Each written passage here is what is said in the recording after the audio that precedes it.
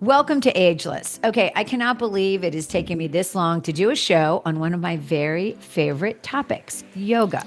So, I started yoga in 2023 after being very skeptical. I am a confirmed adrenaline junkie. I'm a runner, and I am now closing in on 500 classes.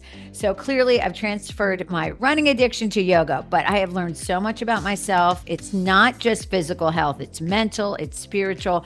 And while it's great for people of all ages, there's growing research that it specifically helps people in midlife, and it can even prolong life. Doctors and scientists report it lowers your heart rate and your blood pressure, reduces stress, and helps prevent injuries from other activities like running. The first guest is Amy Boerner. Amy, we met at Lifetime Fitness? Yeah, I think in a yoga class. I think that you came in and took a yin class, and I think that may have been when you were still like bouncing off the walls and having a hard time being still. Yeah, that's and you know what? I actually think you said to me, because I was trying to remember the other day who said this to me, and I think it was you. If you are an adrenaline junkie and you can't sit still, this is exactly where you need to be. That sounds like something I was saying. And I say that to people still, and sometimes I still have to say it to myself. Yeah, no, and I've been doing yoga a long time. Well, I know you're 58, so we're the same age. You started yoga. I love this, that you took your first class in high school. I didn't even know what yoga was. Yeah. You dabbled in it. Then you returned to it later in life, I guess, as a wife and a mom in Kansas.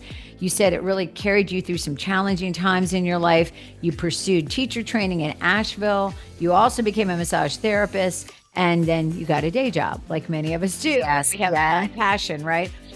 You met and married the love of your life. You opened a studio. Unfortunately, it was pandemic right before. Yeah, January of 2020. Yeah. So, and we'll get into more detail, but I'm just kind of going through your journey for our listeners. And one of the things that I love that you said in your bio is that you're so committed to helping people feel comfortable in their bodies. And that is exactly, I didn't put that into words until I read that. That's exactly how it makes me feel. So now you're doing retreats, which again, we'll get more into, which is very exciting. But I'm so happy to have you here. Yoga is a different path for everyone, right? It's not the same. We all have a different path. And we're all like, wow, why didn't we get to this sooner? Right? Yes. Talk to me a little bit about your path, and it's kind of meandered, right? Over the years. Definitely. It's come and gone, and now it's full on. Talk to me about that. It is full on. Well, like you mentioned, I took my first yoga class when I was in high school, and I thought it was fun, and I also thought it was something I was quote unquote good at, because I'm not very athletic, and so I was like, oh, I can do this, because I was really flexible, and I thought, okay, cool, finally a sport I can do. but there were no yoga studios, at least that I was aware of growing up in the 80s in Chicago, and I'm sure there were, but long story short, moving on, I was always an aerobics instructor and a step instructor and all that stuff. And so I continued my fitness journey. There was a yoga class at the studio that they were offering. And I went in for my first yoga class, and she was so mean. Oh my gosh, Amanda, she was so mean. It doesn't make sense. No. With yoga. No, she was very trained in India, and very alignment based, and you couldn't smile and you couldn't laugh, and God forbid you fell over in a pose and you laughed at yourself, she would yell at you. It was awful. Not and so joyful. Not joyful, no, but yet I still kind of liked what it made my body feel like. So I kept pursuing yoga back and forth, and then I really got into it more, I think, when I moved to North Carolina, and I started doing it actually at Lifetime Fitness, a very corporate kind of yoga situation, but they have a great yoga program, and I should say, and they have a good yoga program, I guess. And so I started doing it there and got a little bit more into it, and then just kind of had a really bad time in my life. And I thought, you know what? It's a unique time in my life. I can do something for myself. And I thought, I'm going to do yoga teacher training, but I really didn't think I was going to teach. And so did that through Asheville Yoga Center with Stephanie Keach, who is my yoga mama, earth mama love of my life for yoga. And it was like therapy. Yoga teacher training was like therapy. And I never thought I was going to teach. And then one day, someone, I can't remember, might have been Roz at Lifetime said, "Hey, I think you're a yoga teacher. We need someone to sub some yin classes." And I thought, okay, I'll try it. What the heck? And I ended up absolutely loving teaching. And then I started teaching more, and I've taught every kind of yoga there is, I think, except for I think I've not taught Ashtanga, but I've taught a lot of yogas, and I fell in love with it. And so there I am teaching for many years, and mainly, like you said, uh, feeling comfortable in my own body and helping other people feel comfortable in their bodies. Yeah, that's what the thing that I was going to ask you next. Tell me about some of the transitions or the transformations that some of your students make based on yoga. I mean, I'm sure you've seen it, and I'm sure it's not Yeah. physical, it's a combination. Totally. It seems like a lot of people come to yoga when there are two different kinds of people I see that come to yoga that really benefit. One is like you, the athlete who needs some yin to balance the yang, yin being the feminine energy and yang being the more masculine energy. We would say that running is a yang practice and that yin is feminine, but that doesn't mean boy girl, obviously. And so I get a lot of I got a lot of athletes, especially when I was a massage therapist and working with triathletes. And I worked with some professional hockey players and professional soccer players, and their coaches, their said, or their physical therapist said, To you do need to do yoga. yoga. Exactly. And so physical transformation with those folks, I could see people who couldn't touch their knees, touch their toes, move and have less injuries. I had a lot of my triathletes say, "Gosh, I have never felt better in my life, and I had the best run I've ever had because my body was just in better condition." We need to stretch, and we need to not just our muscles, but our fascia needs to get engaged and lube our joints. We don't lube our joints when we're exercising, like running, but we lube our joints when we're doing yoga. So those are some of the physical transformations I've seen. But as far as maybe more emotional, spiritual, that's the second type of person that comes in. They come into yoga for stress relief and typically start out, I would say, in the gentle or the yin yoga, things that are very dark, on the ground, slow. And um, and you get in touch with your breath and you get in touch with your body. There are a lot of tears in yoga. I don't know. You've probably been in a yoga class where you hear, and that's really, really normal because look at our culture. We're bouncing around all the time. We never have the opportunity to be bored and to be still.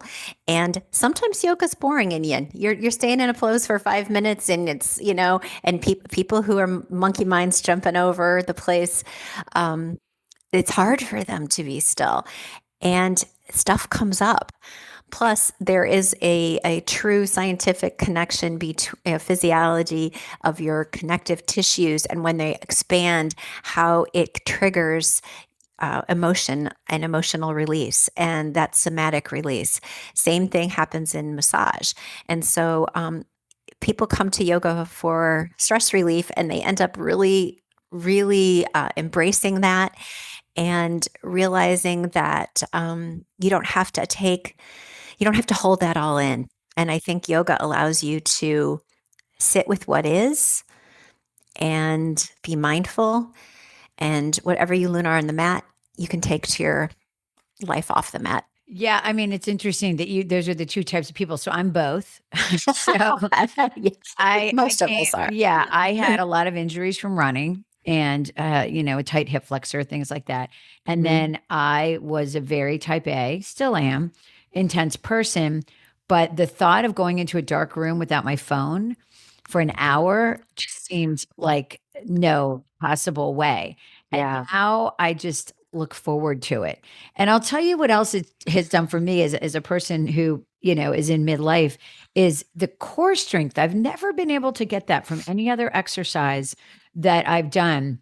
And it just kind of, almost like you're not working at it. It just happens because you're doing these poses. And then one day you go, wow, I can balance on my toes. I Right. can do these things that I never thought I could do before. And I mean, stability is really important as we get older.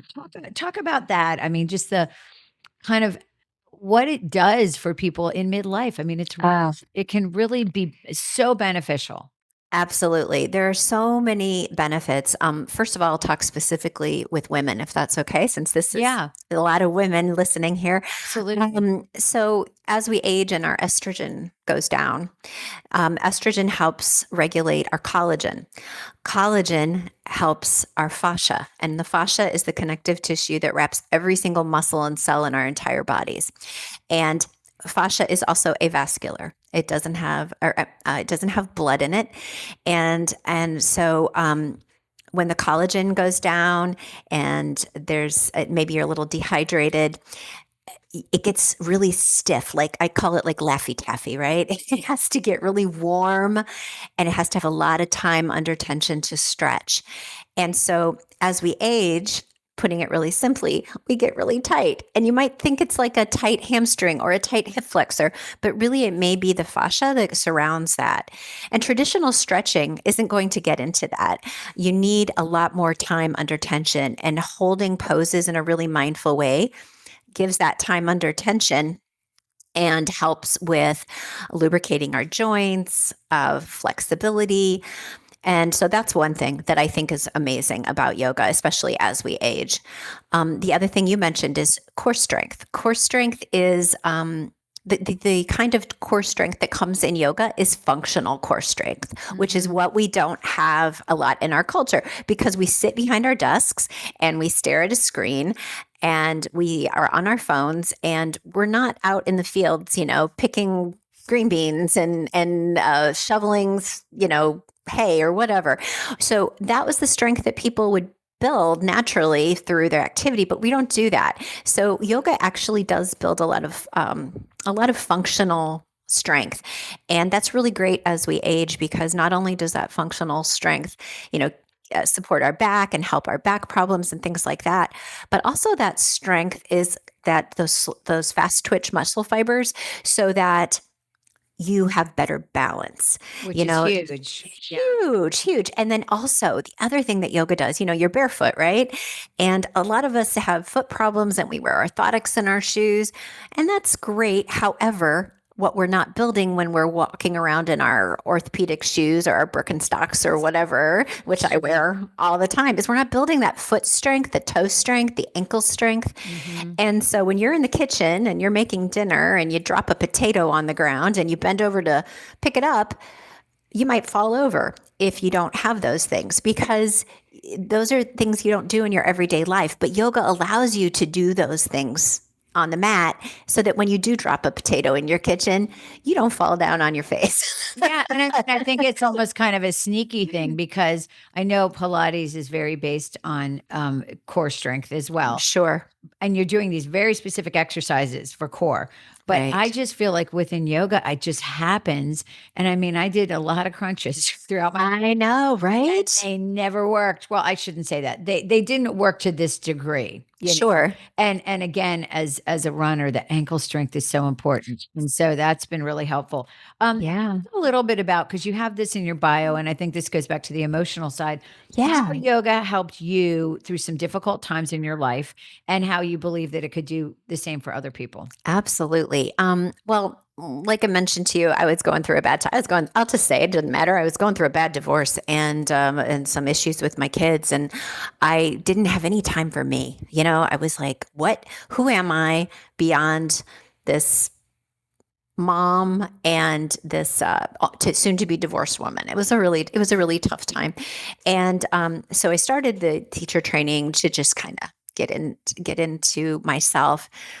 And what I learned honestly was that I have control of how I react to things. I don't have control with what's going on around me. I don't even have control of my kids. We all think we have control. We don't have control of our we kids. don't. No, definitely no. But I do have control how I can react to them. And I do have control how I can react to the things that are brought into my life. And that is what yoga taught me, because unlike, and not criticizing any other forms of exercise or group fitness classes, unlike those kinds of practices, most yoga encourages people to do what they can within their limits of their body. No instructor is saying, feel the burn. It's not like that. You know what I mean? And we heard feel the burn from Jane Fonda and all the other people our whole lives. But yoga is about what is best for Amanda right now.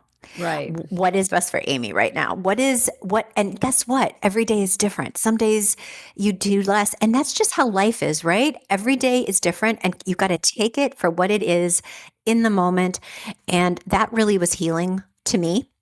And I think that's healing to other people. And another thing that I think is often overlooked is the value of a community that comes with yoga. I mean, being in a room full of people that are all there for the same reason. Well, maybe they're a little different reason, but they're all there in unity. And I don't know, I feel like some of my very best people I met in a yoga class. I think yoga people are just good people, right? And I don't know why I'm stereotyping them that way, but I just think they're kind, they're generous, they're friendly. I know people call it a home studio, but the one that I go to, I know the people, even if I don't know everybody's names, I know your faces. We say hi to each other. I know the teachers. I know the manager. I mean, I missed a class yesterday by mistake, and I thought the class was off the schedule, and she said, "Oh, I just took you out because I know you never sign up and then not come. So I just took you out. I just took you out of the roster because I knew something must have come up, and she knows that, or she'll text me and say, you left your water bottle again." Yeah. But I do think you're right. There is something about that community. Yeah.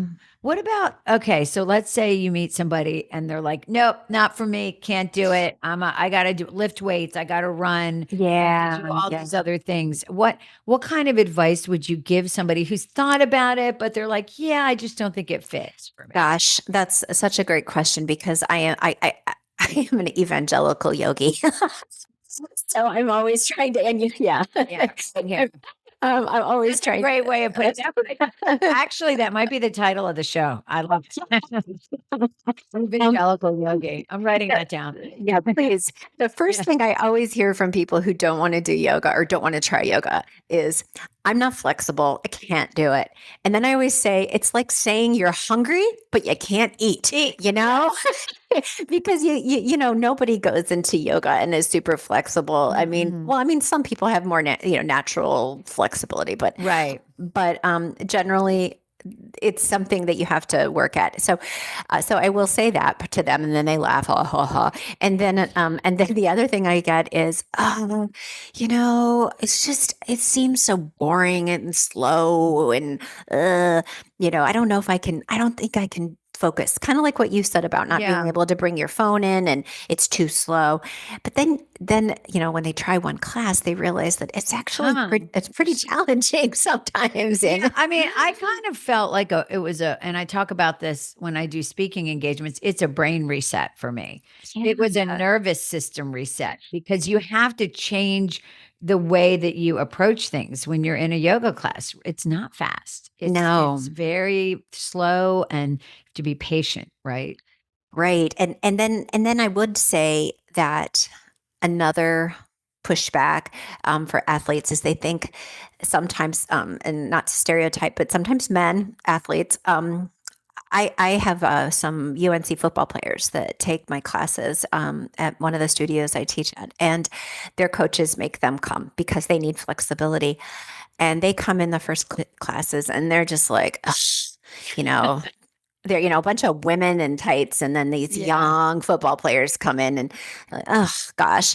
And then, I always say to them after class, how did it go? Oh, it's fine. It was really harder than I thought.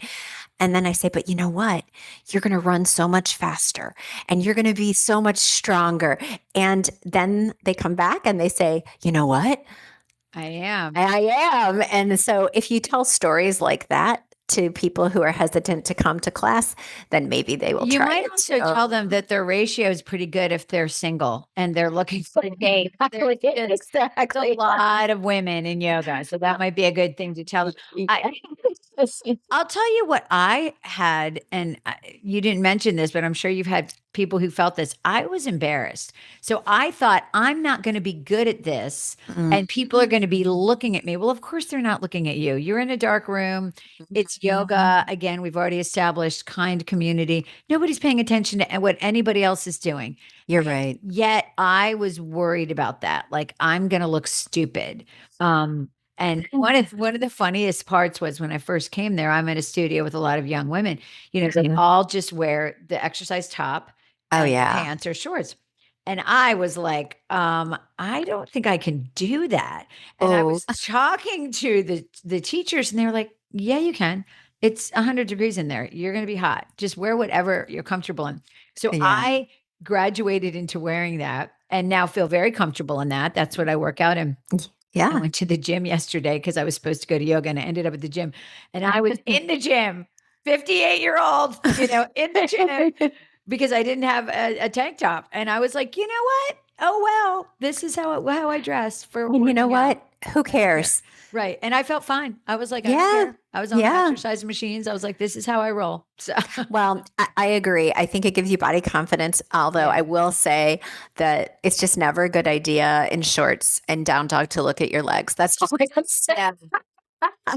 No matter how much you love your body. I don't wear my contacts and I take my glasses off. So I really can't see that much. So it's probably fine. It's Uh, probably fine. and I'm kidding, but I do that too. I mean, I think that I still struggle sometimes with not being, yoga journal cover perfect. But then I kind of have to remind myself, it's a process. It's not like, oh, I am a yoga teacher. And so I don't worry about my appearance. I don't worry about cellulite. I don't worry about falling down in half moon pose. I mean, it's a struggle, right? We're all human and yoga teachers are human too. But it's such a gift to be able to come back to that, to know that I can come back to that mindfulness, to come back to that idea of equanimity and that I am okay just as I am. It's not a panacea. It doesn't, it takes practice. That's why it's called a practice. It's a yoga practice. Right. And I feel like, too, I know in my classes, all shapes and sizes, all ages. Oh, yeah. And I feel like there's a real body positivity feeling there because nobody is concerned about what other people are No. doing or what they're wearing. Talk about your retreats. So that's a new thing for Oh, you. You're yeah. starting these retreats. I am. It's so exciting. I mean, you mentioned briefly that my husband and I opened a yoga studio in January of 2020, which was really, really crappy timing. And it closed March 15th when the world closed. And so there was my dream. I just got married. We opened this yoga studio, put a lot of money into it, and then bam, paid rent to an empty studio for the duration of our rent. Our lease didn't get any. The new businesses didn't get any help, any grants because we didn't have anything established. So anyway, long story short, I'm trying to think of how I can go back to my yoga dream without having a capital investment. And Sure. so I love to travel. And I love yoga. And so this past December, I did my first yoga retreat in the beautiful West Indies island of Dominica and brought 20 people. And it was my first one, so I wasn't exactly sure how it was, what was going to happen. But we did yoga every day and we hiked and we had a lot of community time. We snorkeled. It was great. And so I started a yoga retreat business, Good Juju Yoga and Retreats. Good Juju was the name of our yoga studio. And I would really love to make this my next thing. And we have a couple of retreats coming up and I have different themes for them. So the first one was Svadhyaya, which is self-study. And then the next one I'm doing, the theme is Oh, there you go. what is worthy of our attention.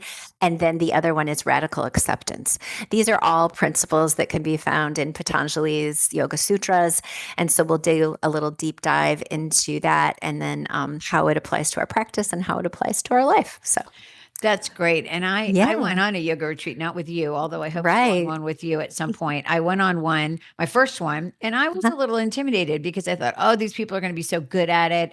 And what am I doing here? And it was life changing. It was in so many ways, just again, bonding with a group of people, doing something you love, doing something that brings you joy and peace. And then, enjoying the area that we were in was amazing. So, how can people follow what you're doing? I'm not sure when this is going to air, so don't date anything in terms of your retreats. But if you could give us just how they can find the information about what you're working on. Yeah, thanks for asking. I have a website. It's Good Juju, Juju, Yoga Retreats with an S.com. Simple. And that's my website. It has all the information, and also What about doing social media, anything? Oh, yeah. I forgot about that, Amanda. Yes. I also have an Instagram account, and that is Good Juju Yoga NC, like North Carolina. And that's my Instagram. So all the information is on that as well. And I offering right now free, I call it Love Stream Yoga. So if you ever just want to meet me, because I feel like I wouldn't sign up for a yoga retreat unless I'd at least met the instructor. It just is, it feels like you need to have that vibe and everything. So I'm offering just right now 3 days a week. I taught one this morning, actually, 3 Love Stream yoga classes. And those are also on the website. Sign up for free. Thank you so much, Amy, for sharing your journey. And again, for talking about one of my very favorite topics, but doing it from the professional side, because I do it from an anecdotal. You know what? side. We're all on the yoga journey, and I learn from my students every day. So, Well, great. Thank you so much and good luck. And I appreciate you being here.